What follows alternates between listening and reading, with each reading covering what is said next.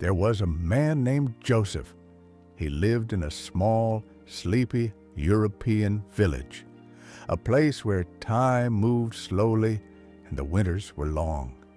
Joseph was 72, a retired school teacher. He had spent his life surrounded by children's laughter, chalkboards, and books. But now, the children were gone. The bell no longer rang for him. Retirement had come, and with it, silence.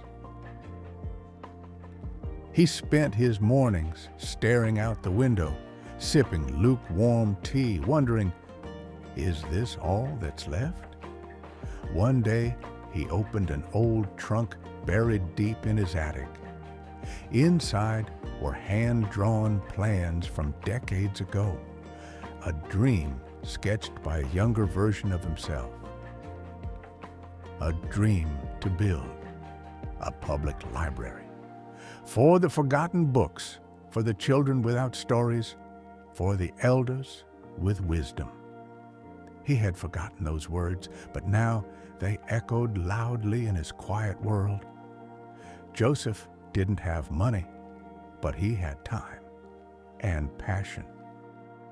He approached the town's abandoned train station, empty for years, its windows broken, dust covering the floor. He walked through it with a soft smile and whispered, "You'll be a library one day." People thought he was losing his mind. At this age, it's too late. Why now? But he began, one shelf at a time, cleaning, painting, repairing. He wrote letters to publishers, bookshops, and schools. Donations began to trickle in, books, chairs, even an old globe. And slowly, the library took shape. One child showed up, then two, then families came, offering help. The village watched as something magical happened. Children gathered after school, reading fairy tales. Teens came to study.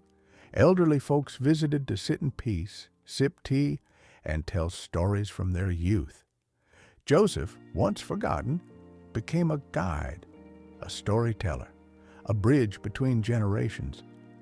The mayor visited one evening and whispered, "You've done more with this library than we did in years."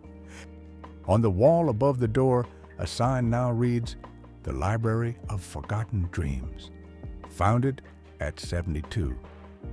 Joseph didn't build just a library, he built hope. And every morning, as he unlocks the door and sees the eyes of a child light up over a new book, he smiles. Because life didn't end at retirement, it finally began.